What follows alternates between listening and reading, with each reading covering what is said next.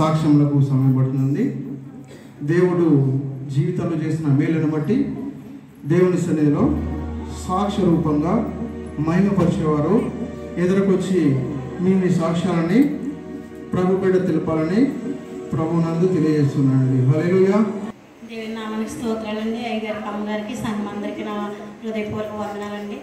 నేనైతే గతించిన 2 నెలల కింద నేను ఇంటికి వెళ్ళాను. దేవుని కృపను బట్టి దేవుని దయ వల్ల నేను క్షేమంగా ఉండి ఎంతో బలహీనమైనప్పటికీ దేవుడు నన్ను ఎంతగానో కాపాడి మళ్ళీ నేను ఇక్కడికి వస్తానా రాననేసి అనుకున్నానండి.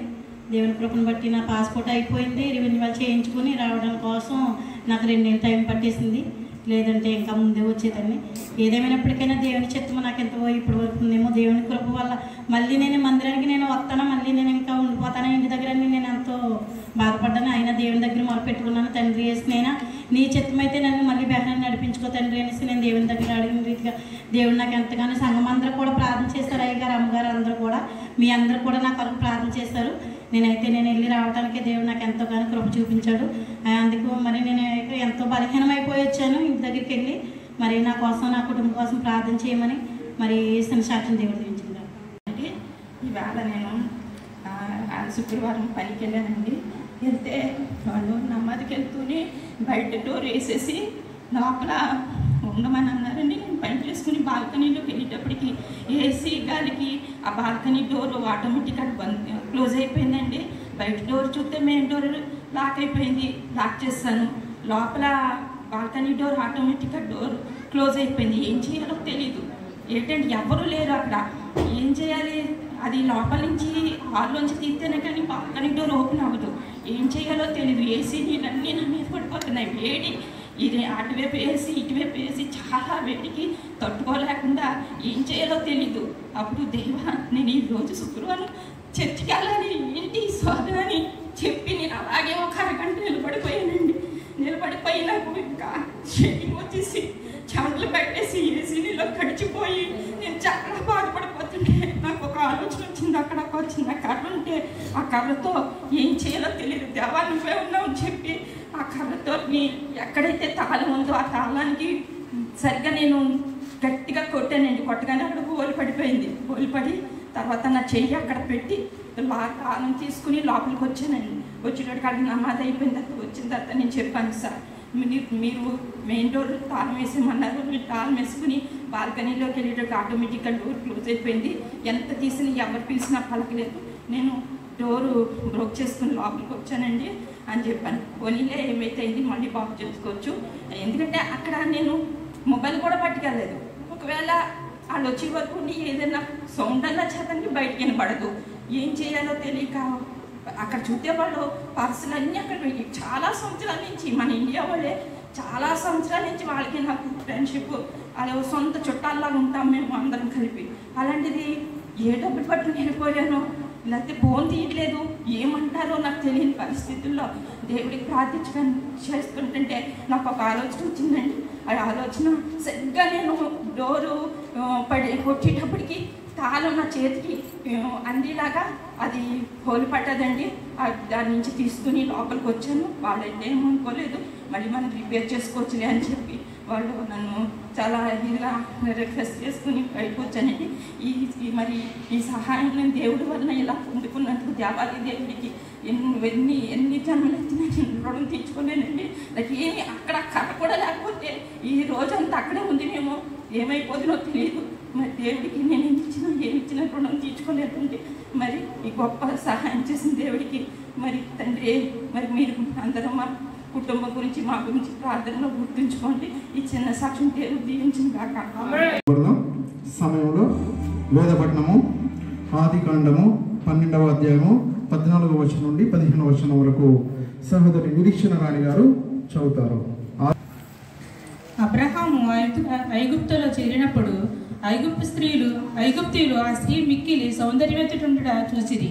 ఫరో యొక్క అధిపతులు ఆమెను చూచి ఫరో ఎదుటకు ఆమెను పొగడసాగిరి. కనుక ఆ స్త్రీ ఫరో ఇంటికి తేబడను. దేవుడి వాక్యం దీవించండి. స్తోత్రం కలుగుగాక. నీ మాట జీవము గలదయ్యా యేసయ్యా, నీ మాట సత్యము గలదయ్యా, నీ మాట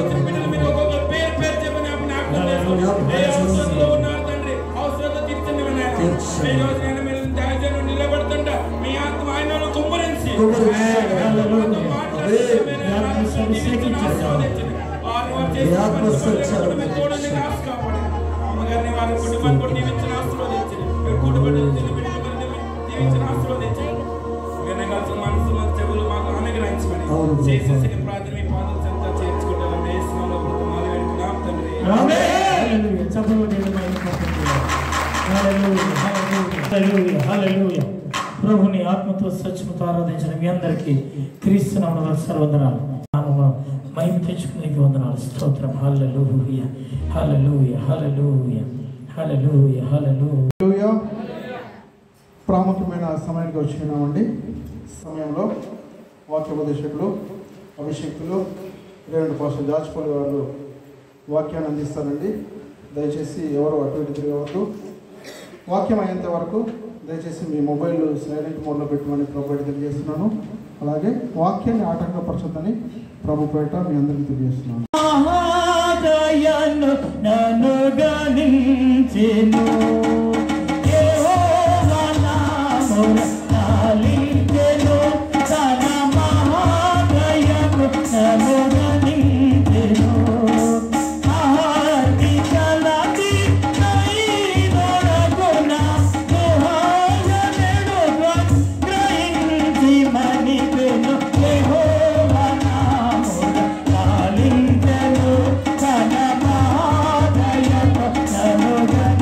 Thank you.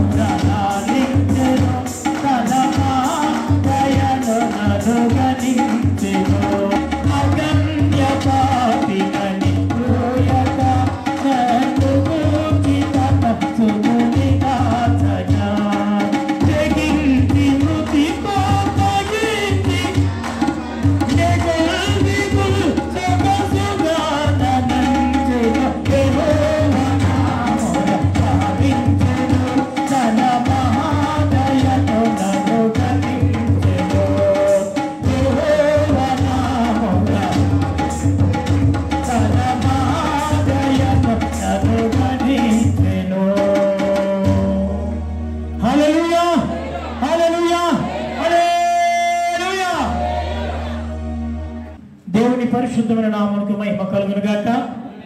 ఆమేన్. హల్లెలూయా, హల్లెలూయా. క్రీస్తునందు అత్యంత ప్రియులు, క్రీస్తు యేసులో అత్యంత కృప కలిగినటువంటి మనందరికీ ప్రభువును అనుగ్రహించినటువంటి శ్రేష్టమైన సమయాన్ని బట్టి దేవునికి వేలాది వందనాలు, స్తుతులు, స్తోత్రములు చెల్లిస్తున్నాను. ఈ ప్రత్యేకమైనటువంటి ఈ పరిశుద్ధ గ్రేస్ ప్రార్థన మందిరపు సంఘ ఆరాధనకై కూడి వచ్చిన మీ అందరికీ ప్రభునామన వందనాలు తెలియపరుస్తున్నాను. అలాగే మరి దేవుని మహాకృపలో మరి మన గ్రేస్ ప్రార్థన మందిరపు యూట్యూబ్ ఛానల్ ద్వారా వాక్యం వింటున్నటువంటి అనేకమైనటువంటి మా ప్రియులైనటువంటి వారందరూ కూడా క్రీస్తు పేరిట వందనాలు తెలియపరుస్తున్నాను. హల్లెలూయా, హల్లెలూయా. ప్రియులారా, ఈ రాత్రికాల సమయంలో పరిశుద్ధ లేఖనంలో నుండి ఆదికాండము 12వ అధ్యాయము 14-15 వచనాలు చదివి వినిపించాలని ప్రేమతో మనం చేస్తున్నాను. అబ్రహాము ఐగుప్తులో చేరినప్పుడు ఐగుప్తీయులు ఆ స్త్రీ మిక్కిలి సౌందర్యవతి అయి ఉండుట చూచిరి. ఫరో యొక్క అధిపతులు ఆమెను చూసి ఫరో ఎదుట ఆమెను పొగిడిరి గనుక ఆ స్త్రీ ఫరో ఇంటికి తేబడను. ఆమేన్. హల్లెలూయా. ప్రార్థన చేద్దాం. పరిశుద్ధాత్మ దేవుని సహాయముకై మహోన్నతుడును మహాగణుడును గొప్పదనానికి వందనాలు తండ్రి. మీ అత్యున్నతను మహాకృప చేత మమ్మలను మీరు ఎక్కడ చాటున దాచి కాచి కాపాడి తీవ్రమైన సమయంలో ఇవి నా ప్రభుని పరిశుద్ధమైనటువంటి కృపాసనం మీద మమ్మల్ని అనిపించావు. నీకు వందనాలు దేవా. అల్పుడు ఎన్నిక నేను వారిని ప్రభు నిలబడి ఈ పరిశుద్ధ లేఖనాలు ఎత్తుపట్టి నీ ప్రియబిడలతో నా ప్రభు నా రాజా నువ్వు మాట్లాడు ఉద్దేశించినటువంటి మాటల కొరకు నిలబడి ఉండగా నా తండ్రి అల్పున్న బలహీనమైనటువంటి నన్ను బలపరిచిన ప్రభా నీ ఆత్మ చేత అభిషేకించి అయ్యా పలకబడే ప్రతి మాట నీ మాటగా ఉంచి మాట్లాడమని అడుగుతున్నాను. అలాగే నా ప్రభా నీ ప్రియ సంఘం నా ప్రభా వినగలిగినటువంటి చెవులు గ్రహించగల మనసు ఇచ్చి నీ వాక్యంలోని సత్యాలను నీ ప్రియబిడలతో నా ప్రభా నువ్వేదైతే మాట్లాడ ఉద్దేశించి ఉన్నావో నీ మనస్సులోని నీ అంతరంగంలోని నీ మాట నీ మనస్సులోని మాట ఏమైందో నా ప్రభా నీ వాక్యం ధర బిడ్డలు గ్రహించడానికి నీ వాక్యానుసారంగా నా ప్రభు నడుచుకోవటానికి నీ ఆత్మాభిషేకం చేత నింపమని 10 నిమిషాలు మా చుట్టూ నీ పరిశుద్ధ ఆత్మగ్ని ఖచ్చితంగా వేయమని యేసు నామమున ప్రార్థన చేసి వేడుకుంటున్నాను మా తండ్రి.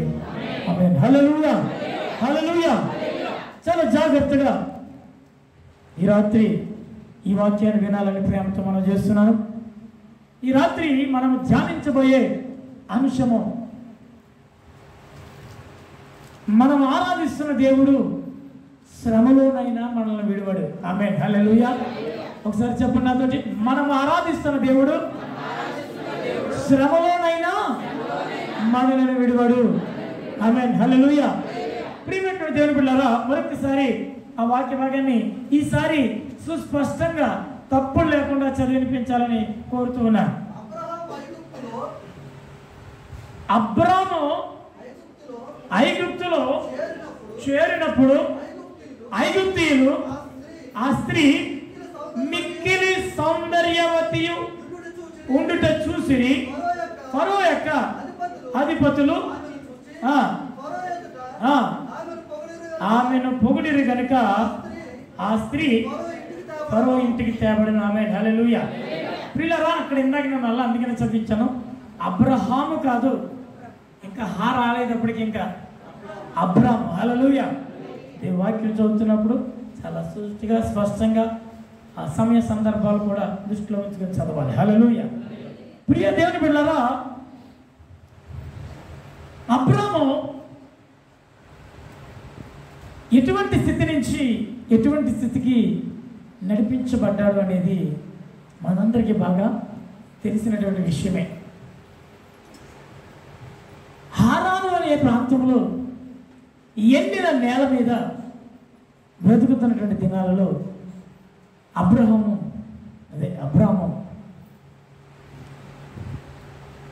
మట్టి బొమ్మలను చేసి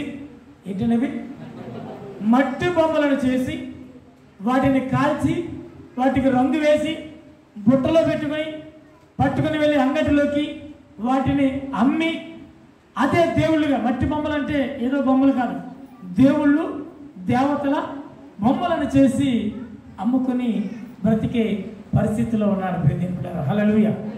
చాలా వారిలో నేను ఈ మాటలు మీతో పంచుకోవడం జరిగింది. అబ్రహాము వ్యాపారంగా ఎంచుకున్నాడంతే. వాటిల్లో అనేక మందిని దేవుళ్ళుగా దేవతలుగా అతను కూడా పూజిస్తున్నాడు. చూడండి, ఉదాహరణకి చెట్లు కొట్టేవారు కత్తిల్ని పూజిస్తారు, తెలుసా మీకు? తర్వాత చెట్లు ఎక్కేటటువంటి వారు ఆ మోకుని పూజించుకుంటారు.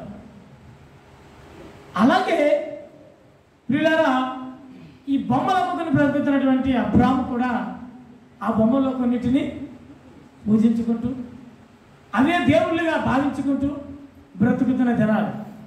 కానీ ఏ రోజుని కూడా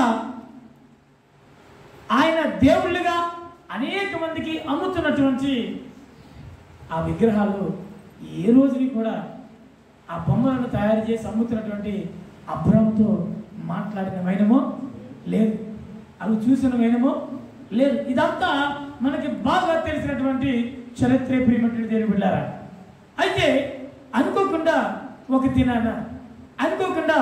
దినాన సూటిగా అబ్రామును ఒక స్వరము పిలుస్తూ ఉంది. హల్లెలూయా.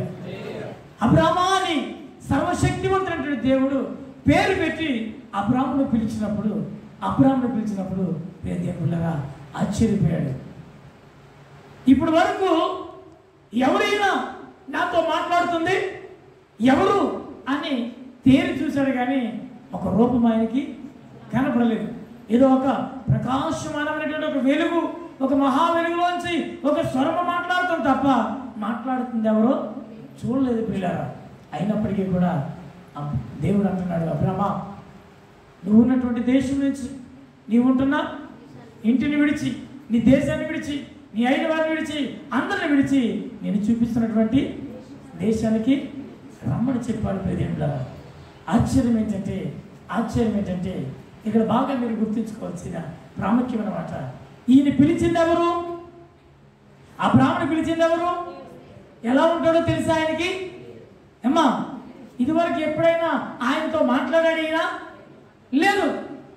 పోనీ ఆయనని ఎరగని వాడు ఆయన రూపాన్ని చేసి ఎప్పుడైనా అమ్మలేదు కూడా. అనేకమైనటువంటి రూపములు చేసి దేవుళ్ళుగా దేవతలుగా అతను అనేకమైనటువంటి ప్రాంతాల్లో అమ్ముకొచ్చి వాటి వల్ల వచ్చే జీవనాధారం చేత బ్రతికేవాడే. కానీ ఎన్నిసార్లు ఇలాంటి బొమ్మలు చేసినా ఎప్పుడు కూడా ఎప్పుడు ఏ బొమ్మ ఆయనతోటి, ఏ విగ్రహం ఆయనతోటి మాట్లాడలేదు పిల్లరా. స్పష్టంగా సూటిగా తండ్రి వలె, ఎలాగండి? తండ్రి వలె, తండ్రి కంటే ఎక్కువ ప్రేమతో అబ్రహాముని పేరు పెట్టి పిలిచి నేను చూపించే స్థలానికి నేను వెళ్ళు అని చెప్పినప్పుడు ప్రియమైన దేవులారా, దేవుడు చెప్పినట్టుగానే సమస్తమును విడిచిపెట్టి వెళ్ళటం ప్రయాణించారు. బహుశా అన్నదమ్ములు అయిన వారు అడుగుండొచ్చు, అబ్రామా ఎక్కడికి వెళ్తున్నావయ్యా? ఏమో ఎక్కడికి వెళ్తున్నానో తెలియదు. ఇదేంటి? ఎవరు నిన్ను పిలిచింది? పిలిచిన వాడు ఎవడో తెలియదు. ఎలా ఉంటాడయ్యా నిన్ను పిలిచిన వాడు? ఎలా ఉంటాడో తెలియదు. ఎక్కడికి రమ్మన్నాడయ్యా? అది కూడా తెలియదు. కానీ ఒక మాట ఆయన పిలిచిన పిలుపుకు హల్లెలూయా, హల్లెలూయా. ఆ ఊర్లో అనేక మంది ఆయనను ప్రేమిస్తున్నా ఆయన మంచి కొరకే ఎక్కడికి వెళ్తారో నాయన, ఇదిగో ఎవరు లేకుండా మమ్మల్ని అందరూ విడిపెట్టి ఆయన వాళ్ళు విడిచిపెట్టి ఎక్కడికి వెళ్ళి ఎలా బ్రతుకుతాం, వద్దు వెళ్ళొద్దని బ్రతిమలాడి ఆయన మంచి కోసమే చెప్పిన అందరి మాటల కంటే ప్రియమైన దేవుని బిడ్డలారా, ఎవరి మాట ఈయనకి ఇంపుగా వినపడ్డదండి? పిలిచినటువంటి పేరు పెట్టి పిలిచిన దేవుని మాట. హల్లెలూయా. ఏమండి తన భార్యని వెంట పెట్టుకుని బయలుదేరాడు. ఈ చరిత్ర మనకంతా కూడా బాగా తెలిసిన చరిత్రే. వెళుతూ ఉండగా ప్రియమైన దేవులారా, ఎక్కడికి వెళ్తున్నాడో తెలియదు.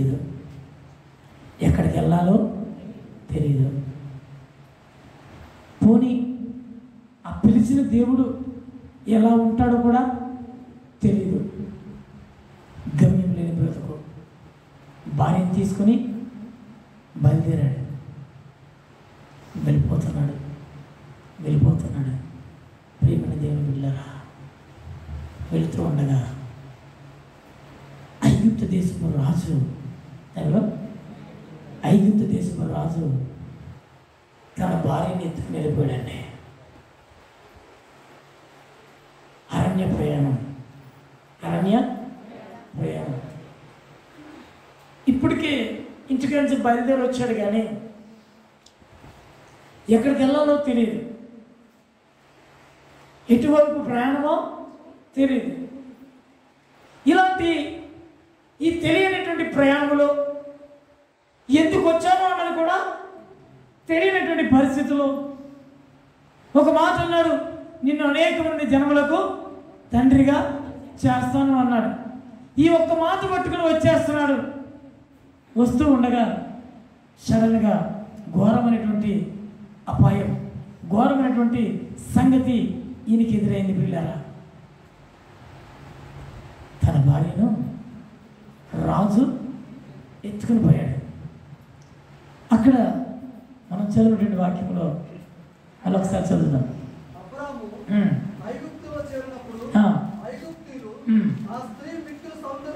ఐగుప్తీయులు ఆ స్త్రీ మిక్కిలి సౌందర్యవతి. ఫరో యొక్క అధిపతులు ఆమెను చూసి ఫరో ఎదుట ఆమెను పొగిడారు గనక ఆ స్త్రీ ఫరో ఇంటికి. జాగ్రత్తగా వినండి, మనము ప్రాముఖ్యమైనటువంటి అంశానికి వస్తున్నాం. వీళ్ళలా ఈ అరణ్య ప్రయాణంలో ఎక్కడికి వెళ్తున్నామో, ఎటు వెళ్తున్నామో, ఏం చేస్తున్నామో, దేని కొరకు వెళ్తున్నామో తెలియనటువంటి ప్రయాణంలో ఆయన వారిని అందరినీ విడిచిపెట్టుకుని వచ్చి తండ్రిని కోల్పోయి, తల్లిని కోల్పోయి, ఒంటరి వాడిగా మిగిలిపోయి, ఐగుప్తులో నీకు ఏదైనా పని చూపిస్తాను రా బాబని ఆ తండ్రి అక్కడ తీసుకొస్తే ఆ తీసుకొచ్చిన తండ్రి కూడా చనిపోయి ఒంటరి వాడైపోయినటువంటి ఈ అబ్రాము, ఇదిగో ఇప్పుడు నిజంగా చెప్పుకోవాలంటే ఇప్పుడు ఎవరండి ఏదైనా కష్టం వస్తే, ఏదైనా బాధ వస్తే ఈయన తన భార్యకి చెప్పుకోవాలి, ఆమె తన భర్తకి చెప్పుకోవాలి. ఈ ఒంటరి ప్రయాణంలో, ఈ అరణ్య ప్రయాణంలో వీళ్ళిద్దరూ ఒకరికొకరు తప్ప ఇంకెవరు వెలుగు తోడు లేనటువంటి బ్రతికలై అలాగే ఉన్నదానిలోనే సంతోషిస్తూ వెళుతూ ఉండగా ప్రియమైనటువంటి దేవుని బిడ్డలారా, ఒక్కసారిగా రాజు మనసులు వచ్చి తన భార్య అందముగా ఉండే కారణం చేత ఆమెను తీసుకుని వెళ్ళిపోయారు. ప్రియమైన దేవుని బిడ్డలారా, ఒంటరివాడు అయిపోయాడు. ఈ అనుభవాన్ని ఒకసారి మీరు ఆలోచించండి. భయంకరమైనటువంటి అరణ్య ప్రయాణం అది. ఎటు వెళ్తున్నామో తెలియనటువంటి గమ్యం లేనటువంటి మార్గం అది. అసలు తన భార్యను ఎందుకు తీసుకొస్తున్నాడో అతనికే తెలియని ప్రయాణం అది. ఆ భార్య కూడా అడిగే ఉంటుంది చాలాసార్లు. భర్త కాబట్టి భర్త మాటకు లోబడి వెళ్ళిపోతుంది. ఎవరిని ఎక్కడికి వెళ్తున్నాం, మనం ఎక్కడికి తీసుకెళ్తున్నారు, ఎవరు మనకి సహాయం చేసేదంటే ఒకటే చూపిస్తున్నాడు. శూన్యములోకి నన్ను పిలిచినటువంటి వాడు నమ్మకమైనటువంటి వాడుగా ఉన్నాడు. ఆయన మాటలను చాలా స్పష్టంగా విన్నాను. ఆయన మాట పట్టుకుని వెళ్తున్నామని చెప్పాడు చాలాసార్లు. సరే, భర్త ఎక్కడైతే అక్కడే, ఆయన మరణమైతే మరణం, జీవమైతే జీవని నమ్మి వెళ్ళిపోతుంది పాపం. అలా నమ్మి వెళ్ళిపోతున్నటువంటి తన భార్యను హఠాత్తుగా శత్రువులు ఎత్తుకుపోతే ఒక్కసారిగా కూలబడిపోయారు. ప్రియమైన దేవులారా, ఒక్కసారిగా కూలబడిపోయారు. ఏం చేయాలో తెలియనటువంటి పరిస్థితి, ఆశ్చర్యం ఏంటంటే ఇంకా బాధాకరమైనటువంటి విషయం ఏంటంటే ఎప్పుడైతే అబ్రహాముకు శ్రమ వచ్చిందో, ఎప్పుడైతే ఈ అబ్రహాముకు శోధన ఎదురైందో, ఈ అరణ్య ప్రయాణంలో భార్యని శత్రువులు ఎత్తుకుపోయారో, ఒంటరిగా మిగిలిపోయాడో, ఇలాంటప్పుడు ఒక వ్యక్తిని ఆదరించడానికి ఇంకొక మనిషి ఎవరైనా ఉండాలి కదండి. పర్లేదురా ధైర్యంగా మనం చెప్పాలి. కానీ ప్రియదేవులారా, ఎవరినైతే నమ్ముకుని వచ్చాడో ఆయన కూడా మాట్లాడటం మానేశాడు. అమ్మా, ఎవరినైతే వచ్చిందే ఆయన మాట్లాడే దేవుడని, వచ్చిందే ఆయన మాట్లాడే దేవుడని, ఆయన మాట మీద నమ్మకం ఉంచుకొని వచ్చాడు. ఇప్పుడు అబ్రాహాముకు శ్రమ ఎదురైనప్పుడు, ప్రియ తల్లి, ప్రియ చెల్లి, సహోదరుడా, ఆ దేవుడు కూడా మాట్లాడటం మానేశాడు. ప్రేమ దేవుడా, ఇప్పుడు అనిపించవచ్చు, ఇలాంటి కష్ట సమయంలో దేవుడు దిగొచ్చి, అబ్రహ్మా భయపడక నా కుమారుడా, ధైర్యంగా ఉండు, నీ భార్యకి ఏం కాదు వచ్చేస్తుంది అని ఒక స్వరం మళ్ళా వినబడ్డది అనుకోండి, మనసులో కొంచెం భయం ఉన్నా కానీ ఈయన చెప్పాడు కదా ఖచ్చితంగా నా భార్య వచ్చేస్తుందని ధైర్యంగా ఉండొచ్చు. కానీ ప్రేమికుల ఆ అరణ్య మార్గంలో ఆ స్వరం కూడా దూరం అయిపోయింది. ప్రియదేవులరా, నువ్వు కష్టం ఎదుర్కొంటున్నప్పుడు, నువ్వు కన్నీరు ఎదుర్కొంటున్నప్పుడు, నువ్వు ఒంటరిగా ఉన్నప్పుడు, నువ్వు బాధలో ఉన్నప్పుడు, నువ్వు కష్టంలో ఉన్నప్పుడు, ఇదిగో నీకు తోడుంటానని చెప్పిన నీ దేవుడు నీకు కనబడకపోయేసరికి, ఎంత పిలిచినా నీ ప్రార్థన వినకపోతే నీకేమనిపిస్తుంది?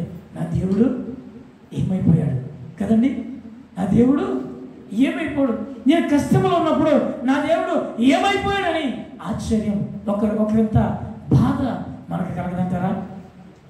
ప్రియదేవులారా, నిజానికి చెప్తున్నాను, ఈ గల్ఫ్ దేశంలో ఈ వాక్యం చదువుతున్నప్పుడు, ఈ వాక్యం వింటున్నప్పుడు 100% చాలామందికి తెలియదు కదా, 100% ఇదే అనుభవాన్ని నేను ఎదుర్కొన్నాను. దేవుడా, ఆ భయంకరమైన అనుభవం ఎలా ఉంటుందో మీతో పంచుకోవాలని ఆశపడుతున్నాను. అది 2015 సంవత్సరం జూలై 24వ తేదీ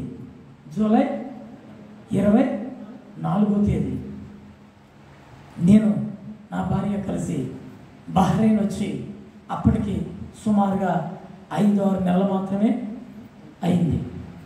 ప్రియమైన దేవుని బిడ్డలారా, ఎవరూ తెలియదు మాకు, మా అత్తయ్య గారే తెలుసు, ఆవిడ హౌస్ మేట్గా ఇంట్లో పనిచేస్తుంది అంతే. ఇంకా మాకు ఇంకెవరు కూడా తెలియదు. ఒక పాస్టర్ గారు తెలియదు, ఒక సంఘం తెలియదు, తెలుగు వాళ్ళు తెలియదు, సరిగ్గా మాటలు భాష రాదు, ఏమీ రావు. ఎన్నో శ్రమలు అనుభవించాం. చివరికి కమీస్లో తెలుసు కదా, కమీస్ పోలీస్ స్టేషన్కి ఈ వైపున ఆపోజిట్లో ఒక రూమ్ తీసుకొని అక్కడ అల్మాయిద్ కంపెనీలో నా భార్య పనిచేస్తుంటే ఆవిడకి వెళ్తాకి వీలుగా ఉంటుందని అక్కడ ఒక రూమ్ తీసుకొని ఇద్దరము అక్కడ ఇంకెవరూ లేరు. అప్పటికి నా భార్య చాలా బలహీనరాలైంది. అందుకనే మా అత్తయ్య గారు మేడము అంతకుముందు 4-5 సార్లు అక్కడికి వెళ్ళటానికి పర్మిషన్ ఇచ్చింది. కానీ ఎప్పుడైతే మేరీ నీరసంగా ఉందని తెలిసిందో, నీరసంగా ఉన్న మనిషిని మా ఇంటికి తీసుకురావద్దని చెప్పింది. అయినా సరే దేవుని మహాకృప మాకు తోడుగా ఉండి మొత్తం మీద ఆ కష్టాలన్నీ జయించుకొని ప్రియమణి దేవుని బిడ్డలారా, మేము అక్కడ సంతోషంగా బ్రతుకుతున్నాం. ఉదయం లేసి ఆమె వెళ్తుంది డ్యూటీకి. నేను అప్పటికి ఇంకా మనకి ఎర్ర బస్సులు రాలేదు. అది నా తర్వాత సాక్ష్యం తర్వాత చెప్తాను, నేను ఎంత బాధపడ్డాననేది. ఈరోజు మీ ముందు నిలబడినటువంటి జార్జ్ పాల్ ఏదో ఇలాగొచ్చేసి ఎవరో చూపించినటువంటి దారిలో నిలబడిపోయి ఇంత స్థాయికి ఎదగలేదు. ఎన్ని కష్టాలు, ఎన్ని బాధలు, ఎన్ని సమస్యలు మీరెవరైనా చెప్పగలరా? ఆలి రామ్లిమాల్ నుంచి కమీస్ పోలీస్ స్టేషన్కి ఎన్ని కిలోమీటర్ల దూరం ఉంటుంది?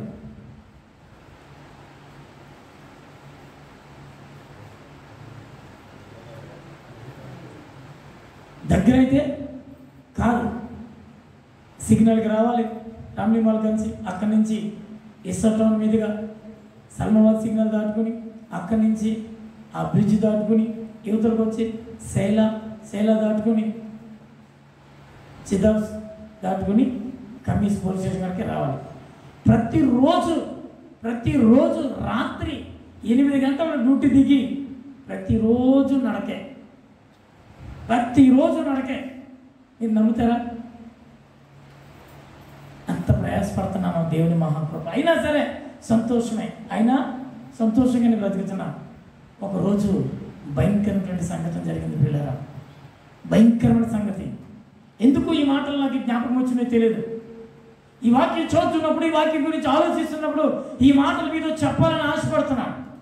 అది ఖచ్చితంగా జూలై 24, 2015 సంవత్సరం. ఆ రోజు నేను మధ్యాహ్నం రామ్లీమాల్లో యథావిధిగా నేను డ్యూటీ చేసుకుంటున్నాను. మేమున్నటువంటి ఆ రూమ్ కాడ నుంచి నాకు ఫోన్ వచ్చింది మధ్యాహ్నం. ఆ రూమ్ ఆయన ఫోన్ చేశాడు, కేరళ. నీ భార్య మాట్లాడట్లేదు, అలాగే పడి ఉంది, చనిపోయిందో బ్రతికిందో కూడా తెలియదు. ఇదే మాట వచ్చింది పిల్లారా. ఏం చేయాలో కాలు చేయాలో ఆడతలేదు, నాకు ఏం చేయాలో తెలియదు. ఇక వెంటనే ఆ మేనేజర్ని అడిగాను, ఇలా ఉంది నా వారికి, నేను వెళ్ళాలి అర్జెంటుగా అంటే, అయితే వెళ్ళరా ఏం పర్వాలేదు అని చెప్పాడు.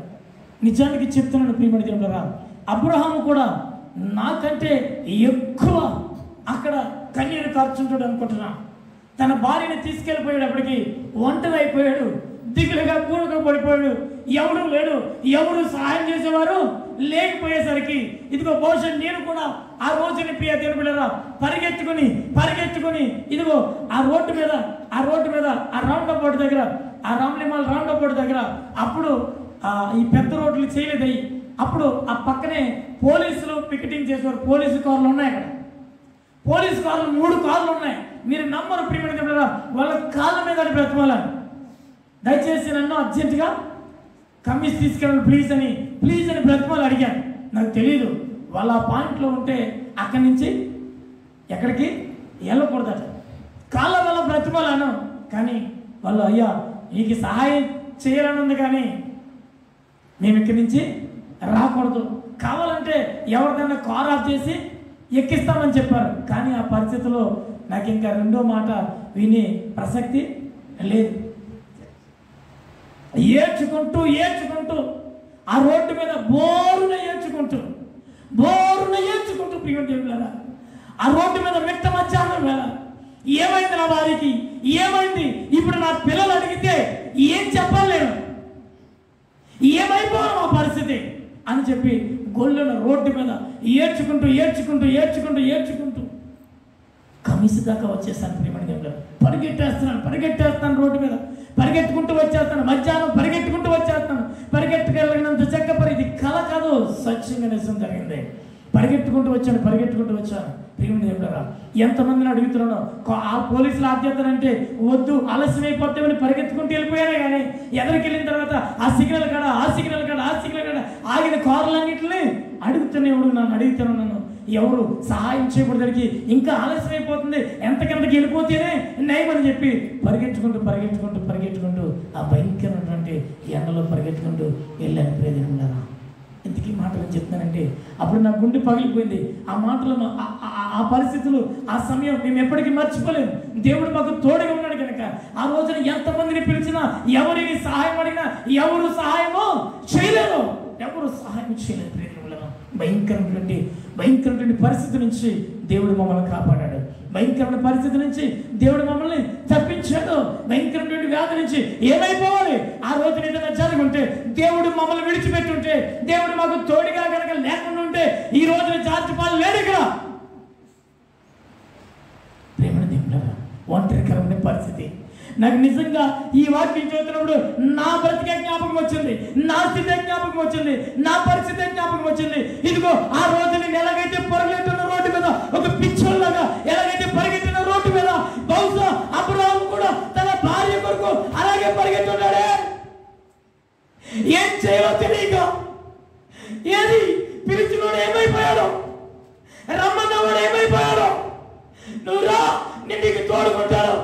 నడిపిస్తాను అన్న దేవుడు ఏమైపోయాడు? ఒక భార్య ఏదైనా కష్టం వస్తే తనకి చెప్పుకోవాలి, తనకి ఏదైనా కష్టం వస్తే ఇదిగో తన భర్తగా చెప్పుకోవాలి. ఇలాగా కష్టం వచ్చినా బాధ వచ్చినా ఆ అరణ్య ప్రయాణంలో ఎక్కడికి వెళ్తున్నామో తెలియక, ఏం వెళ్తున్నామో తెలియక, గమ్యము తెలియనటువంటి జీవులాగా వారు నడుచుకుంటూ వెళ్ళిపోతుంటే ప్రియమైన దేవులారా, భయంకరమైన సంఘటన ఎదురైనప్పటికీ కూలబడిపోయి ఒంటరి అయిపోయినటువంటి ఈ అబ్రాము, తండ్రి అని ఎక్కడున్నావయ్యో ఎవరున్నారు నాకు సహాయం చేసేవారు కాని దేశం అది ఆయన దేశం కాదు, పరాయి దేశం. ఎక్కువ మాట్లాడితే చంపేస్తారు కూడా.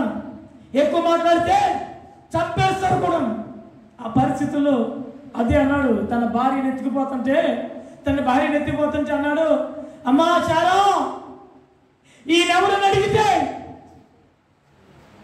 ఆయన నా సహోదరుడని చెప్పు కానీ నా భర్తని చెప్పతో. భర్త అయితే చంపేస్తారు, ఒకవైపు ప్రాణ భయం. ఈ పరిస్థితిలో ఎవరు ఎవరిని ఎదిరించి తన భార్యని తెచ్చుకోలేడు. ఎందుకు తీసుకెళ్లారు, ఏం చేస్తున్నా నా భార్యని అడగలేడు. ఇలాంటి పరిస్థితుల్లో ప్రియమైనటువంటి దేవుని బిడ్డలారా, ఆయన పిలిచిన వాడు ఏమైపోయాడో తెలియదు. అరుస్తున్నాడు అరణ్య మార్గంలో, నాకు వలే అరుస్తున్నాడు, తండ్రి అని దేవుడి అరుస్తున్నాడు. ప్రియమైన దేవుని బిడ్డలారా, ఏమైపోయాడు ఈ దేవుడు? నిన్ను పిలిచిన దేవుడు, పిలిచాడనే కదా వచ్చావు, మాట్లాడతాడనే కదా వచ్చావు. ఆ మాట్లాడే దేవుడు ఈ రాత్రి ఏమయ్యాడు? ఆయన మనసులో అనేకమైన ప్రశ్నలు వచ్చినాయి. ఎక్కడికి వెళ్ళిపోయాడు నా దేవుడు అని గొల్లని ఏడుస్తూ ఉన్నాడు. ప్రియ దేవుని బిడ్డలారా, నిజానికి ఇలాంటి అనుభవం మీ జీవితంలో ఎదురైనప్పుడు, పనులు లేక కాని దేశానికి వచ్చి అవస్థలు పడుతున్నప్పుడు, కొంతమందిని అయితే ఈ యొక్క పోలీసులు పట్టుకొని తీసుకుని వెళ్ళిపోతున్నప్పుడు ఎవరికి చెప్పుకోవాలి ఈ బాధ? ఎవరున్నారని పోనుండు, ఏముండు, తింటాకుండదు. ఇలాంటి భయంకరమైన పరిస్థితిని అనుభవిస్తున్న సమయంలో ఒక్కొక్కసారి మనకు అనిపిస్తుంది ఏమైపోయాడు నా దేవుడు? ఇలాంటి అనుభవం మీకు రాలేదా? ఇలాంటి అనుభవం కూడా మీరు వెళ్ళలేదా? మీ కష్టకాలంలో, మీకు ఉన్నటువంటి శ్రమలో, మీకు ఉన్నటువంటి బాధలో ఎంత పిలిచినా ఎవరి వైపు నుంచి సహాయం రానప్పుడు, ఒక భారీ విషయమే కాకుండా అనేకమైనటువంటి సమస్యలు, అనేకమైనటువంటి విపత్తులు ఇంటి దగ్గర నుంచి మనకి ఇదిగో వినకూడనటువంటి మాటలు మనం విన్నప్పుడు గుండెలు బాదుకుంటూ అర్ధరాత్రి కాడ ఏడ్చి గొల్లు పెట్టిన సమయాలు ఎన్ని పోలేదు. ప్రియ దేవుని బిడ్డలారా, ఈ రాత్రి అడుగుతున్నాను, మీరు అనుకోలేదా ఇప్పుడు ఇన్ని కష్టాలు, ఇన్ని బాధలు, ఇన్ని శ్రమలు, ఇలా ఒంటరితనం, ఏంటి నా బ్రతుకు? ఏమైపోయాడు నా దేవుడు? ఎక్కడున్నాడు నా దేవుడు? అసలు ఉన్నాడా దేవుడు అన్న ప్రశ్న మీలో లేవలేదా? ప్రియులారా, గుండెలు బాదుకుంటూ ఎవరికి చెప్పుకోవాలో తెలియక భయంకరమైనటువంటి స్థితిలో కూలిపోయినటువంటి సమయం. సహోదరు ఇందాక సాక్ష్యం చెబుతూ అదే పరిస్థితి, ఏం చేయాలో తెలియదు. ఎన్ని పిలిచినా ఎవరు పలకట్లేదు.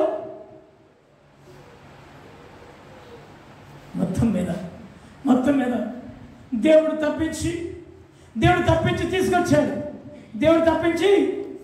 తీసుకొచ్చాడు. తీసుకొచ్చిన తర్వాత తన భార్యతో కలిసి అలా ఇంకా కొంత ముందుకి సాగాడు. 20వ అధ్యాయం దగ్గర 20వ అధ్యాయం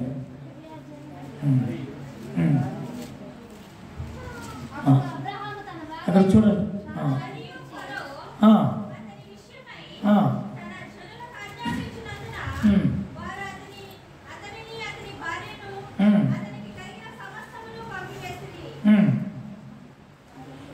ఇరవై అధ్యాయంలో చదవండి. 20వ అధ్యాయంలో అక్కడ చూడండి, రాజు అయిన అబీమెలెకు చదవమ్మా జ్యోతి. అప్పుడు అబ్రహాము తన భార్య అయిన శారాను గురించి ఈమె నా చెల్లెలని చెప్పిన కనుక గెరారు రాజైన అబీమెలెకు శారాను పిలిపించి తన ఇంట చేర్చుకున్నాను.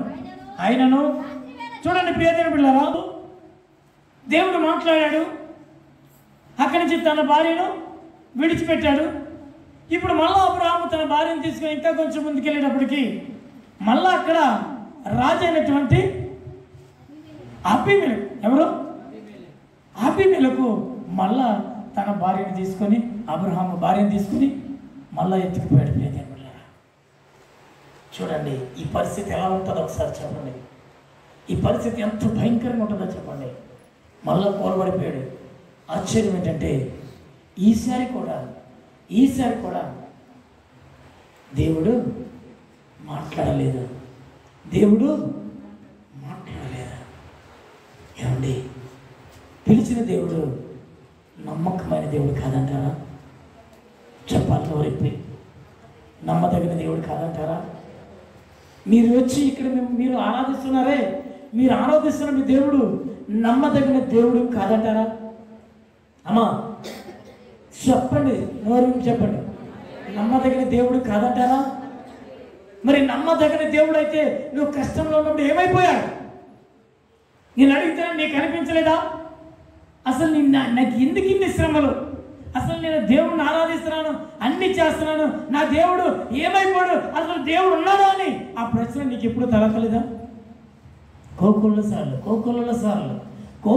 సార్లు ఎంత పిలిచినా దేవుడు పలకలేంటి, ఉన్నాడా అసలు దేవుడు అన్నటువంటి ప్రశ్న మనలో తలతలేదా? అవును ప్రియదేవులారా, అనేకమైన సార్లు ఈ రాత్రి ప్రభు పేట తెలియపరుస్తున్నాను. ప్రియదేవులారా, ప్రభు పేట తెలియపరుస్తున్నాను. 12వ అధ్యాయం 14వ వచనం ఆదికాండం.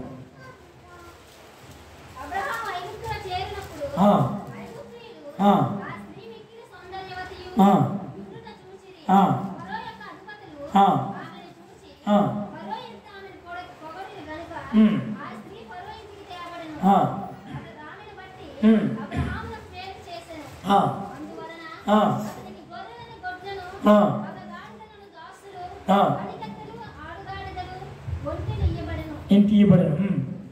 అయితే చూడండి, అయితే యెహోవా అబ్రాము భార్య అయిన శారాని బట్టి ఫరోను అతని ఇంటి వారిని మహావేదనల చేత బాధించును. చెప్పలు దేవుని మహిమపరచును. ఈ రాత్రి ఏమైపోయాడు నా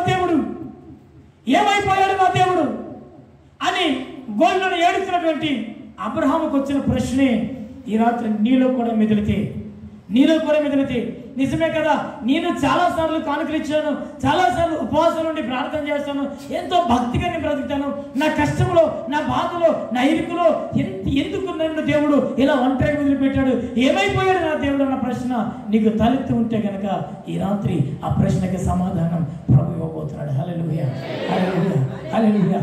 ఈ రాత్రి ప్రియమైన దేవుని బిడ్డలారా, నువ్వు అనుకుంటున్నావు నీ దేవుడు ఏమైపోయాడని,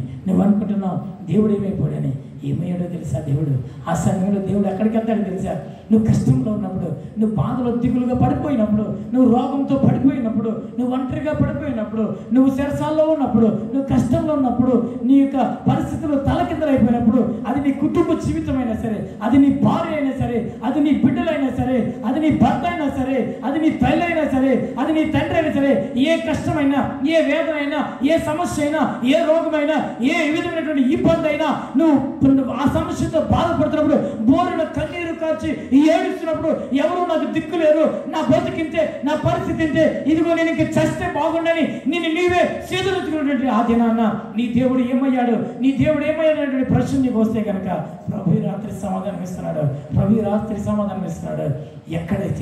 ఎక్కడైతే సమస్య ఉందో, హల్లెలూయా, ఎక్కడైతే సమస్య ఉందో ఆ సమస్యను తీసివేయటానికి నా ప్రభు అని యేసు సమస్య దగ్గరికి వెళ్తాడు. చెప్పలు కూడా దేవుని మహిమ వస్తుంది.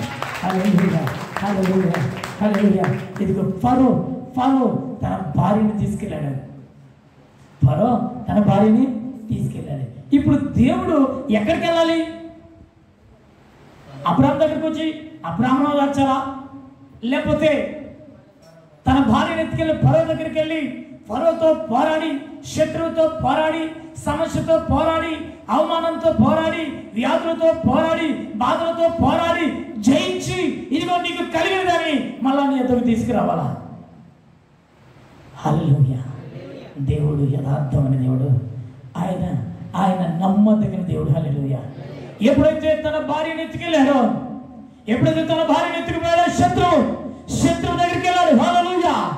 శత్రువు దగ్గరికి వెళ్ళాడు. హల్లెలూయా. శత్రువుతో పోరాడుతున్నాడు. చదువు మళ్ళా. అప్పుడు వెనక్కి 2 మాటలు వెనక్కి. అయితే యెహోవా అబ్రహాము భార్య అయిన శారాయిని బట్టి ఫరోను అతని ఇంటి వారందరినీ మహావ్యాధుల చేత బాధించాడు. హల్లెలూయా. ఫరో, ఇది నా దాసుని భార్య, ఈమె నా దాసుని భార్య, ఈమెను ఎత్తుకొచ్చినందుకు ఏంటో తెలుసా, ఈమెను మర్యాదగా విడిచిపెట్టే, ఈమెను ఎత్తుకొచ్చినందుకు ఇదిగో నీకును నీ కుటుంబం వారికి నీ దగ్గర ఉన్న వారందరినీ భయంకరమైనటువంటి వేదనల చేత బాధించాడు దేవుడు. హల్లెలూయా. దేవుడు ఎక్కడున్నాడు అంటే, ఏమైపోయాడు నా దేవుడు అంటే, నా శ్రమలో ఏమైపోయాడు దేవుడు అంటే, ఆ రోజు నేను పరిగెట్టుకుంటూ వెళ్తున్నప్పుడు నా దేవుడు ఏమైపోయాడు, ఎవరు నాకు సహాయం చేయట్లేదేంటి, ఎవరు నాకు సహాయం చేయట్లేదేంటి, నా దేవుడు ఏమైపోయాడు, నేను ఏడుస్తూ పరిగెడుతున్నప్పుడు నా ప్రభు ఎక్కడున్నాలో అక్కడున్నాడు. చెప్పడం దేవుని మహిమపడతాడు. ఎక్కడున్నాడు అక్కడున్నాడు, ఎక్కడున్నాడు అక్కడున్నాడు. తెలుసుకున్నారా, ఇదిగో నాకు సహాయం చేయడానికి, నా భార్యను రక్షించడానికి, ఆమె ఉన్నటువంటి సమస్యలు ఆమెను కాపాడటానికి ఆమెతో ఉన్నాడు. హల్లెలూయా. హల్లెలూయా. నీ దేవుడు ఎక్కడికి వెళ్ళలేదు, నీ దేవుడు విడిచిపెట్టే దేవుడు కాదు. నీ శ్రమలో, అదే చెప్పాను, నీ శ్రమలో నీ దేవుడు నిన్ను విడిచిపెట్టే దేవుడు కాదు, నిన్ను ఒంటరిగా చేసి వెళ్ళే దేవుడు కాదు. నీ సమస్యను, నువ్వు బాధపడిన సమస్యతో ఉన్నప్పుడు ఇదిగో ఆ సమస్య వద్దకు వెళ్ళి పోరాడతాడు. హల్లెలూయా.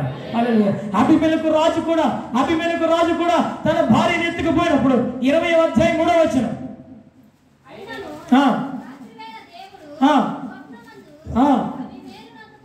అబీమెలెకు వద్దకు వచ్చి నీవు నీ ఇంట చేర్చుకున్న స్త్రీ ఒక పురుషునికి భార్య గనుక ఆమె నిమిత్తము అబీమెలెకు, దేవుడు మాట్లాడాడు, స్వప్నం మీద మాట్లాడాడు. అబీమెలెకు, నువ్వు తీసుకొచ్చినటువంటి ఆమె ఒక మనుషుని భార్య, ఆమె విషయమై నువ్వు చచ్చిన వాడితో సమానమే కానీ ఆమె మీద చెయ్యి వేయడానికి నీకు అధికారమో. హల్లెలూయా. రెండవసారి కొలబడిపోయాడు. రెండవసారి అబ్రహాము దేవా దేవా దేవా అని అరణ్యంలో పడి గక్కువ పెట్టి అరుస్తున్నాడు. ఇదిగో అబ్రహాముకి ఎలాంటి సమాధానమో రాలేదు. గుండెలు బాదుకుంటూ నన్ను పిలిచిన దేవుడు ఏమయ్యాడు, నన్ను పిలిచిన దేవుడు ఎక్కడున్నాడని ఏడుస్తున్నప్పటికీ ఆయనకి సమాధానం రాలేదు. అంత మాత్రాన దేవుడు ఆయన్ని విడిచిపెట్టి వెళ్ళలేదు, తన భార్య ఉన్న చోటుకి వెళ్ళాడు. హల్లెలూయా. ఎక్కడ సమస్యలు చెక్కబడింది అక్కడికి వెళ్ళాడు. హల్లెలూయా. ఈ రాత్రి నువ్వు ఒంటరిని అనుకోకు, ఈ రాత్రి నువ్వు ఒంటరిని అనుకోకు, కాని దేశంలో ఉన్నాను నాకెవరున్నారని అనుకోకు. ప్రమాదమే వచ్చినా, చిక్కే వచ్చినా, సమస్య వచ్చినా, ఆపద వచ్చినా, నిందే వచ్చినా, బాధే వచ్చినా, ఇబ్బంది వచ్చినా, అది ఏ వైపు నుంచి వచ్చినా, అది ఏ వైపు నుంచి వచ్చినా ఈ రాత్రి ప్రభువైన యేసుక్రీస్తు నామములో ఇదిగో ఆయన సేవకుడిగా నేను ప్రకటిస్తున్నాడు. నువ్వున్న శ్రమలో, నువ్వున్న కష్టంలో, నువ్వున్న వేదనలో నా ప్రభువైన యేసు ఇదిగో నిన్ను విడిచిపెట్టిపోయే దేవుడు కాదే కాదు. హల్లెలూయా. హల్లెలూయా. హల్లెలూయా. ప్రియమైన దేవుని బిడ్డలారా, ఒకరోజు 430 సంవత్సరాలు ఇశ్రాయేలీయులు ఐగుప్తు బానిసత్వాన్ని బ్రతుకుతూ ముడుగుతో ఏడుస్తూ గగ్గోలు పెడుతుంటే దేవుడు అంటాడు కదా, ఒకసారి నిర్గమాకాండం 3వ అధ్యాయం 7వ వచనం వచ్చే ముందుకి 10వ వచనం,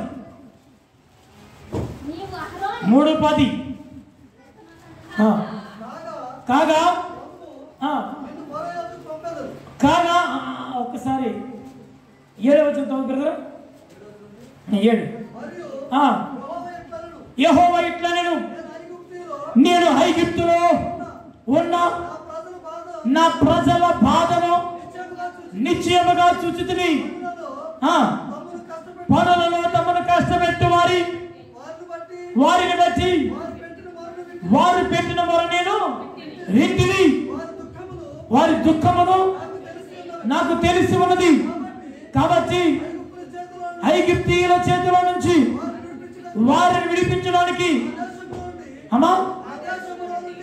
ఆ దేశంలో నుండి విశాలమైన మంచి దేశములకు అనగా కానానీయులకు, హిత్తీలకు, అమోనీయులకు, పెరిజ్జీయులకు,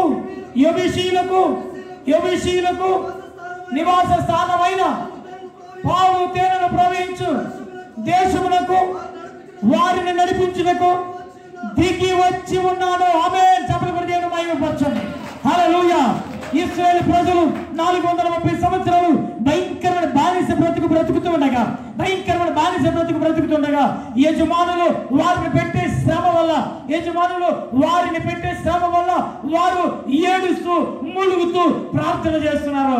ఎన్ని సంవత్సరాలు? అలాగా ఎన్ని సంవత్సరాలు? 400 సంవత్సరాలు పైబడిపోయింది. 400 సంవత్సరాలు పైబడిపోయింది. ఏమండి, ఇలాంటి పరిస్థితుల్లో ప్రియమైన దేవుని బిడ్డలారా, ఇదిగో మోషే దగ్గరికి ఐగుప్తు దేశంలోనేమో ఎవరున్నారు? ఇశ్రాయేలు ప్రజలు బాధపడుతున్నారు. బాధపడేవారు ఎక్కడున్నారండి? ఐగుప్తు దేశంలో ఫరో రాజు గారి చేతి కింద బాధలు పడుతున్నారు. ఎక్కడది? ఐగుప్తు దేశం. దేవుడు ఎక్కడి నుంచి వచ్చాడు? పరలోకం నుంచి వచ్చాడు. ఎక్కడికి వచ్చాడు? అరేబియా ఎడారుల్లో. ఎలాగా?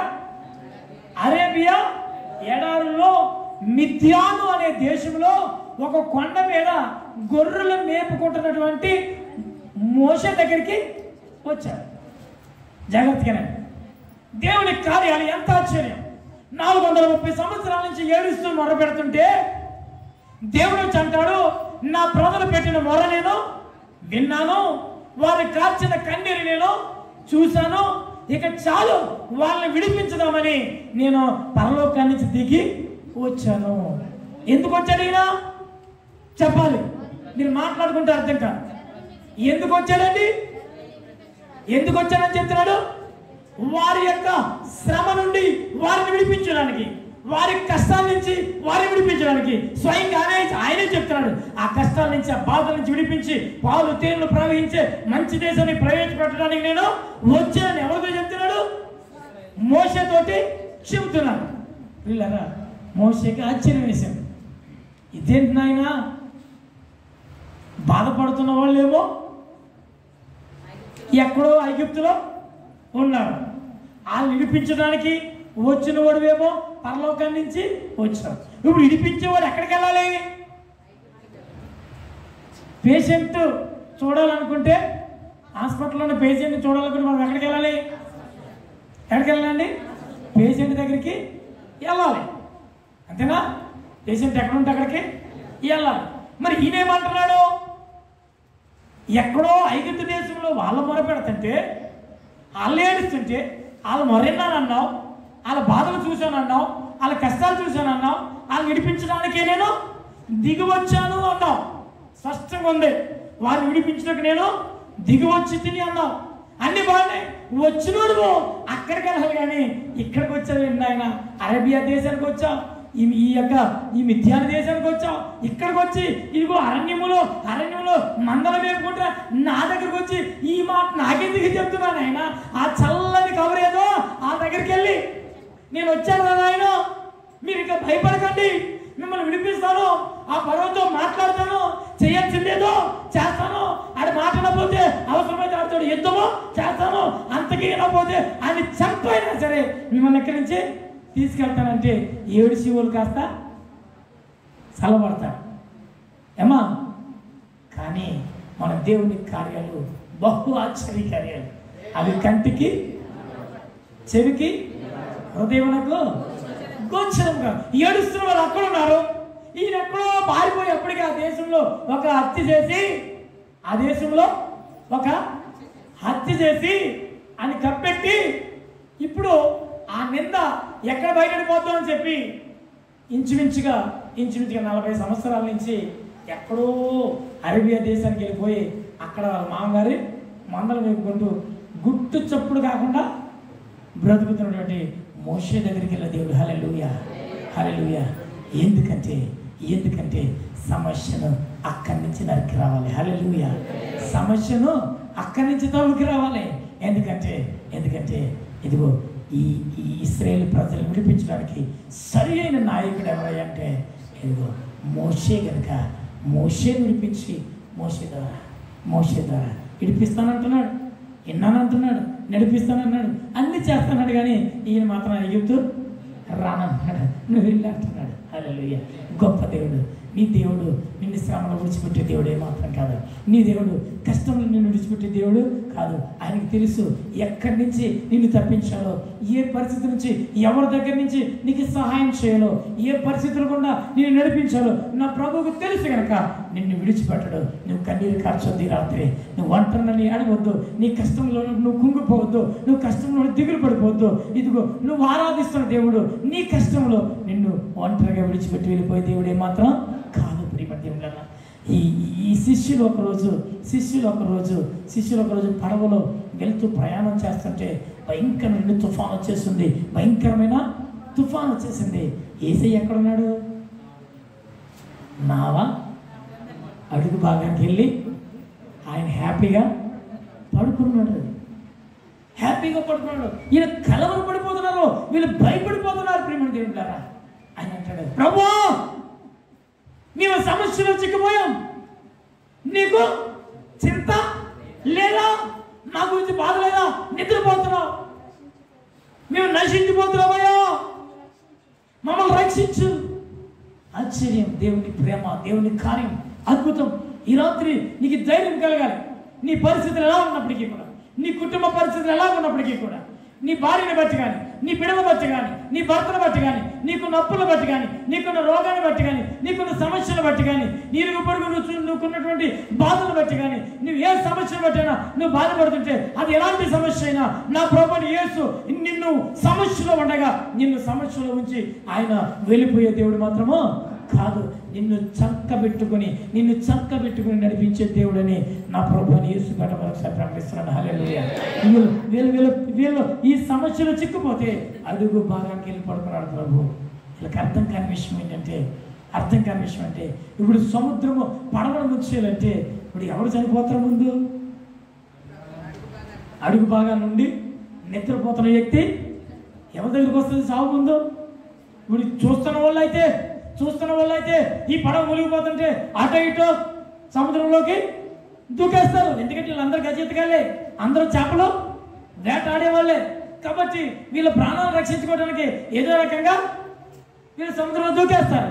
కానీ నిద్రపోతున్న వ్యక్తికి తెలియదు కదా చాలు ఎవరి దగ్గరికి రావాలి. ఇప్పుడు వేసేది వీళ్ళకి తెలియని విషయం ఏంటంటే వీళ్ళు కంగారు పడిపోతున్నారు కానీ నా ప్రభువుని యేసు చావు ఎక్కడి నుంచి వస్తుందో ఆ చావు గుమ్మం దగ్గర నుంచి, హల్లెలూయా, చావు ఎటు నుంచి వస్తుందో ఆ చావు గుమ్మం దగ్గర నుంచి సముద్రమా మరణమా ఇదిగో నా బిడ్డలను తాకాలంటే ముందు నన్ను తాకుని వెళ్ళాలి. హల్లెలూయా. చెప్పండి, నన్ను తాకుని మరణం వచ్చే ద్వార బంధం దగ్గర నిలబడ్డాడు. ఈ సంగతి వాళ్ళకి తెలియట్లేదు. నీ దగ్గర లేడని గాబరాపడిపోతున్నావు కానీ, నీ ప్రక్కన లేడని గాబరాపడిపోతున్నావు కానీ, నువ్వు పిలుస్తుంటే పలకట్లేదని గాబరాపడుతున్నావు కానీ, నీకు సమస్య ఎక్కడి నుంచి వస్తుందో, నీకు బాధ ఎక్కడి నుంచి వస్తుందో అటువైపు నుంచి ప్రభు నీ కొరకు కార్యం చేసుకుంటూ వస్తున్నాడు. హల్లెలూయా.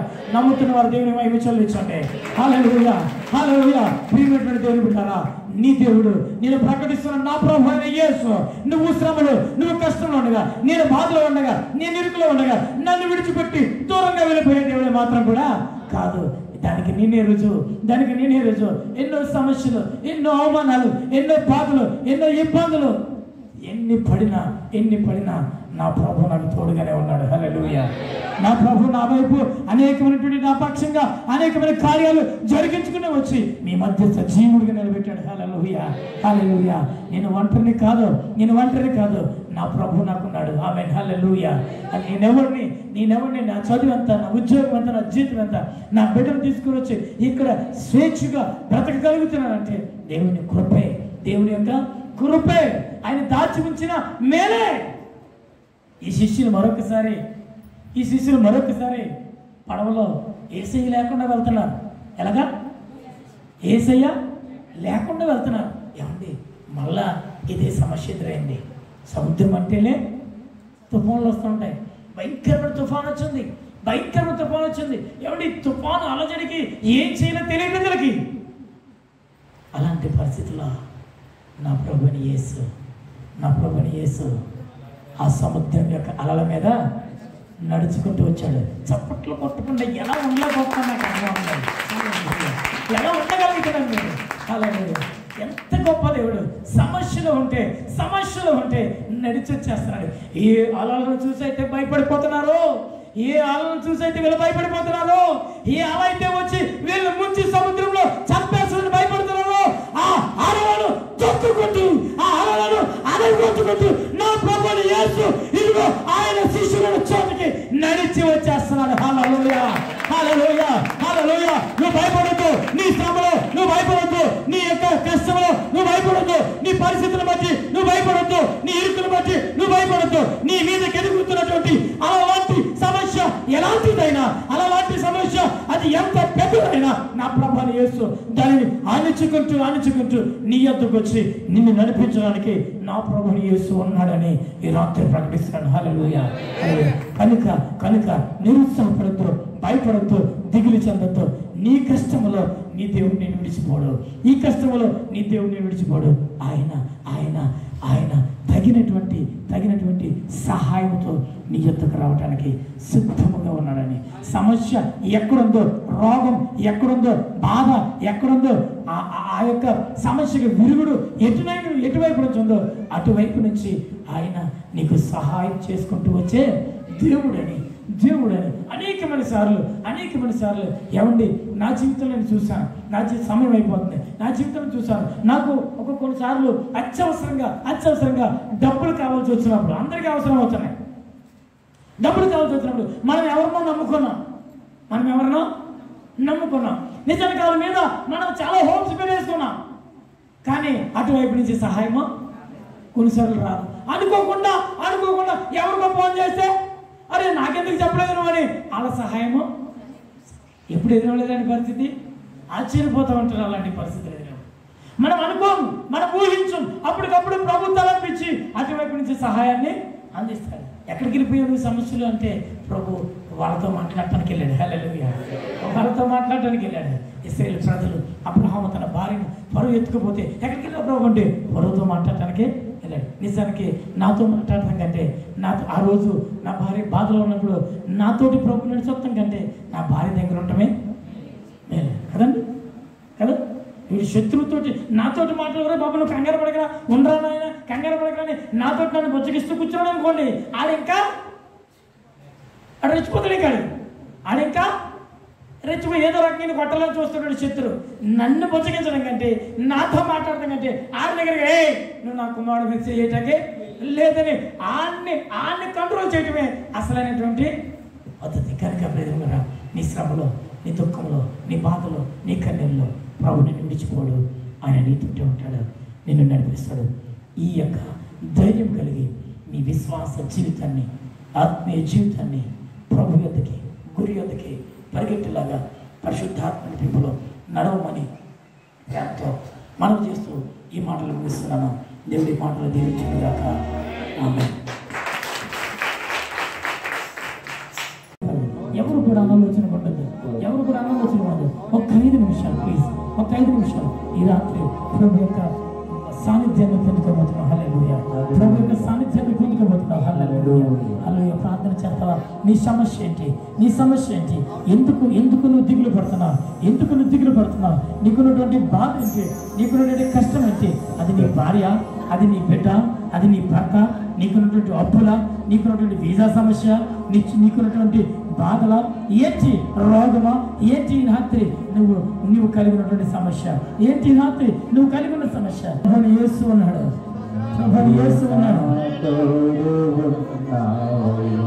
అదే ఒక్కసారి చెప్తావా? ఒకసారి చెప్తావా? నా యేసయ్యా నీవు నా తోడు ఉన్నావయ్యా, నాకు భయమేలా నా యేసయ్యా, నాకు చింతేలా, నాకు భయమేలా, నాకు చింతేలా ఉన్నావయ్యా. రెండు చేతులు పైకెత్తి, రెండు చేతులు పైకెత్తి. నువ్వు నాకు తోడుగా ఉన్నావా? అయ్యా నువ్వు నాకు తోడుగా ఉన్నావా? నువ్వు నాకు తోడుగా ఉన్నావా? ఓ ఏ భయం నాకు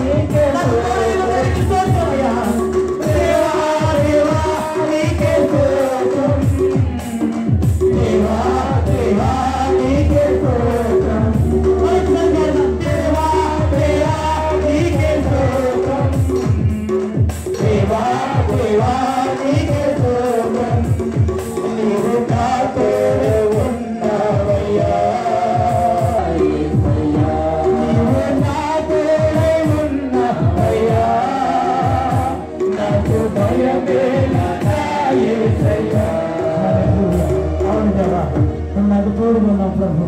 అయ్యా కష్టంలో, నష్టంలో, బాధలు, ఇరుకులు, ఇబ్బందులు నువ్వు నాకు తోడుగానే ఉన్నావు. నువ్వు నన్ను విడిచిపెట్టి పోలేదు ప్రభు. నువ్వు నన్ను విడిచిపెట్టి పోలేదు యేసయ్యా.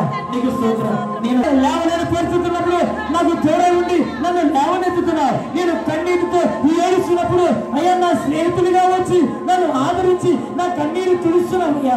ఎక్కువ చాలు చూపిస్తున్నావు గొప్ప దేవుడు అయ్యా. నీకు వందనాలు స్తోత్రం. హల్లెలూయా, హల్లెలూయా, హల్లెలూయా. ఈ రాత్రి ఏ సమస్యలు ఉన్నావో, ఏ బాధలు ఉన్నావో, నా దేవుడు నిజమైన దేవుడు, ఆయన సత్యవంతమైన దేవుడు. ఈ రాత్రి నీకు తోడుగా ఉండడానికి నీ పక్కనే ఉన్నాడు. ఆయన లేడనుకోకు, నువ్వు అంతనే అనుకోకు, దిగులు పడద్దు, చింతపడద్దు. ఆయన వైపు తిరిగి ఆయన నీ పక్కనే ఉండి నిన్ను ఆదుకోవటానికి, నిన్ను ఎత్తుకోవటానికి, నిన్ను నడిపించడానికి, నీ కష్టాల నుంచి, నీ బాధ నుంచి తప్పించడానికి నా ప్రభు నీకు తోడై ఉన్న దేవుడు. ఆమేన్, హల్లెలూయా. ఈ రాత్రి నా ప్రభు అయ్యా ఎవరి గురించి మాట్లాడేదో నాకు తెలియదు ప్రభు. నా సాక్ష్యాన్ని అయితే మైలు పెట్టావు. నీకు వందనాలు. నేను దాచుకుని ఉండలేకపోయాను ప్రభు, చెప్పకుండా ఉండలేకపోయాను ప్రభు. నేను కన్నీరు కాస్తున్న రోజు, నేను ఒంటరిగా రోడ్డు మీద పరుగు పెడుతున్న రోజు, కన్నీరు ముందు ఏడుస్తున్న రోజు, నా సమస్యలో నువ్వు ఎక్కడికి వెళ్ళిపోయావని నిన్ను వెతుక్కుంటూ వెళ్తున్న రోజు, అయ్యా ఎక్కడ సమస్య ఉందో, ఎక్కడ బాగుందో, ఎటువైపు నుంచి నాకు శోధన ఎదురైతే ఆ శోధనలో నా వాళ్ళకి తోడై ఉన్న దేవుడు. నీకు వందనాలు. అబ్రహాముకు తోడై ఉన్న దేవుడు అయ్యా. అయ్యా నీకు స్తోత్రం. అయ్యా నీకు స్తోత్రం. నాకు మరణకరమైన పరిస్థితులు అనేకమైన వాళ్ళు నన్ను చుట్టుముట్టినప్పుడు నా ప్రభు నాకు తోడై నడిపించిన దేవుడు. ఈ ప్రియుడు వారు కూడా నీ వాక్యాన్ని అంగీకరిస్తున్నా ప్రభా. నేను భయపడుతున్నాను. గొప్ప ధైర్యం వరకు ఇచ్చాను. ఎవరి కష్టం ఉన్నారు, ఏ బాధ, ఎవరికి ఇబ్బందులు ఉన్నారు ప్రభా, ఏ సమస్య వారిని నిద్ర పట్టిన పరిస్థితిలో తీసుకెళ్ళిందో, అవి అప్పుల ఈనుదల రోగాల సమస్యల పాప పీత ఏదైనప్పటికీ కూడా వారి కలిగి ఉన్న సమస్య విడిపించడానికి నా ప్రభా నాకు తోడుగా నా ప్రభు. అయ్యా నీ బిడ్డలకు కూడా నువ్వు తోడుగా వారి సమస్య బాధ ఇబ్బంది నుంచి తప్పించి మహిమ సంఘం అంతటి నీ హస్తాలకు అప్పగిస్తూ యేసునామమున ప్రార్థన చేసి వేడుకుంటున్నాను మా తండ్రి. ఆమేన్, ఆమేన్, ఆమేన్. హల్లెలూయా. క్రీస్తు యేసునామమున మీ అందరికీ వందనాలు. మొదటి వారం ప్రభురాత్రి భోజన నమస్కారం భోజనాలు మరి మేమే సిద్ధపరుస్తామని ప్రేమతో తెలియపరుస్తున్నాను. ఒకవేళ ఇంకెవరైనా ఉంటే కనుక మీకు ఏదైనా వెకేషన్స్ ఉండి ప్రత్యేకంగా పుట్టినరోజులు, పెళ్లి రోజులు అలాంటి ఏదైనా వెకేషన్ ఉంటే కనుక చెప్పండి, మేము ఇంకొక వారమే మార్చుకుంటాం, మీకు ఇస్తాం అవకాశం, ఇబ్బంది ఏమీ లేదు. పోయిన వారం చక్కని వాక్యం మన యూట్యూబ్ ఛానల్ ద్వారా విన్నాం మళ్ళా చాలాసార్లు. అది రికార్డ్ చేయడానికి ఆనంద్ గారు అటు ఇటు కదలకుండా వాక్యం కూడా వినకుండా చెప్పాడు ఆయన. నేను వాక్యం ఈ వీడియో కాల్లో కూడా నేను వాక్యం వెళ్ళిన తర్వాత తింటాను అన్నాడు. అలా బాధపడుతుంటే ఇప్పుడు కూడా చాలా ఇబ్బంది పడుతుంటే మన ప్రియులు, మన సంఘ వైస్ ప్రెసిడెంట్ గారు అయినటువంటి విజయ్ కుమార్ గారు వెంటనే స్పందించి వెళ్ళి ఒక మంచి స్టాండ్, మంచి క్వాలిటీ ఉన్నటువంటి స్టాండ్ తీసుకొచ్చారు. వారికి ప్రభు నామమున ప్రత్యేకమైనటువంటి వందనాలు తెలియపరుస్తున్నాను.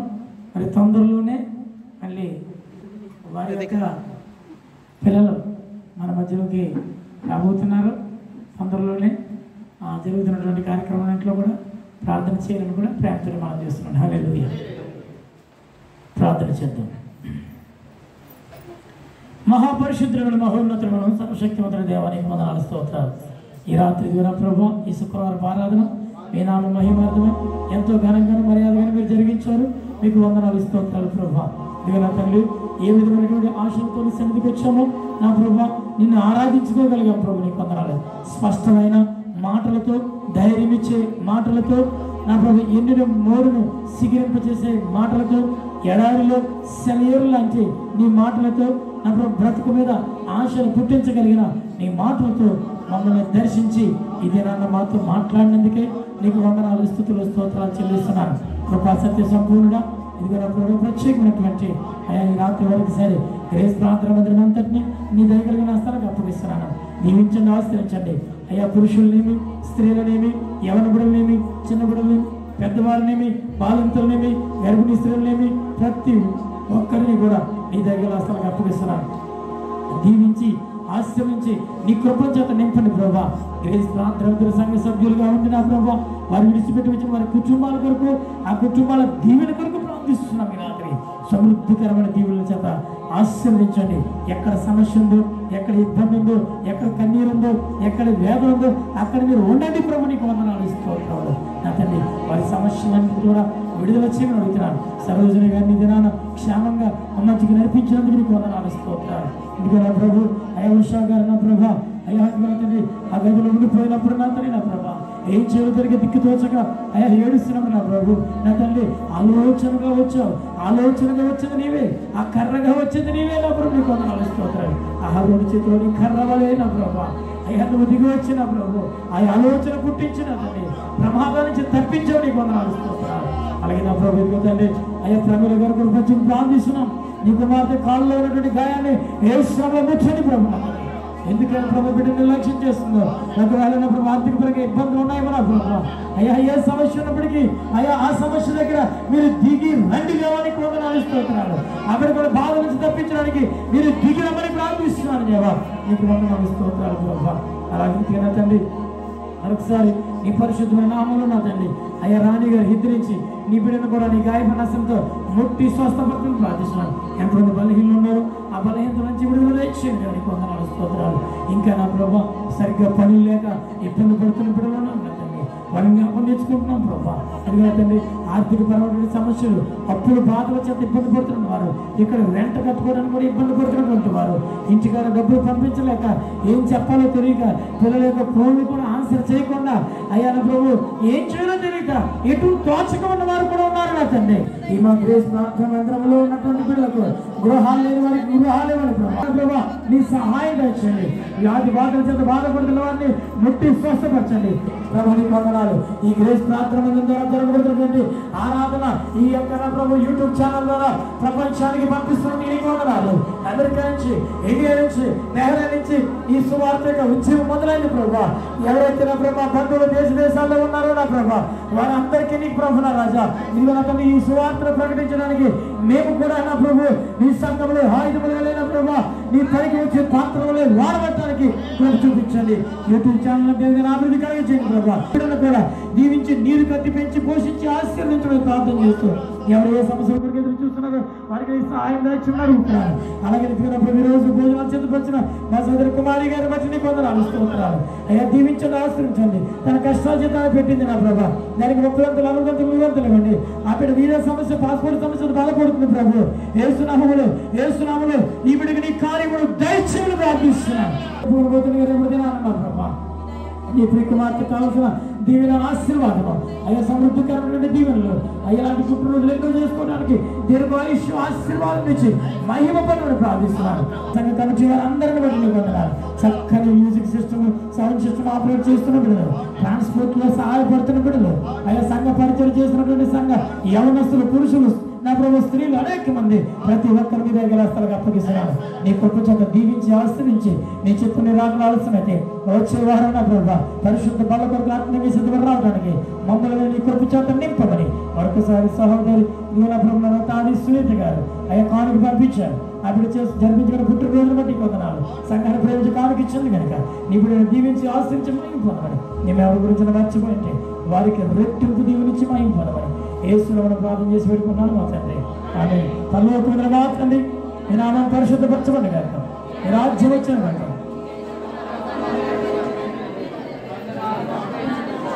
ప్రార్థన చేసిన క్షమించడం ప్రార్థన క్షమించు శవలసిగా కిరిస్తాపించు రాజ్యములు శక్తి మహిమ నిరంతరమైన నామం. ఆమేన్. ఇప్పుడు మన పరమ తండ్రి దేవుని ప్రేమయు కుమారుడైన యేసుక్రీస్తు వారి కృపయు పరిశుద్ధాత్ముని అన్యోన్య సహవాసము కాపుదల గ్రేస్ ప్రార్థన మందిరము సంఘములందరి పేరును మనం విడిచిపెట్టుకున్న మన కుటుంబాల పేరును ఈ రోజు దేవుని సన్నిధిలో శ్రమ చేత, బాధల చేత, ఇబ్బందుల చేత దేవుని మీద కనిపెట్టిన ప్రతి బిడ్డకును ఈ రోజు రాలేకపోయిన మన సంఘములందరికీ సర్వలోక పరిశుద్ధులకు ఇప్పుడు ఎల్లప్పుడు సదాకాలము దేవుని కృప నడిపింపు తోడై ఉండి దీవించి ఆశీర్వదించును గాక. ఆమెన్. ఆశీర్వాదము నా మీద వర్షింప చేయుమీశా. ఉన్నాను ఈ సత్య వాగ్దానము ఈ మీద కొన్నారించుము దేవా. ప్రేమ వర్షమే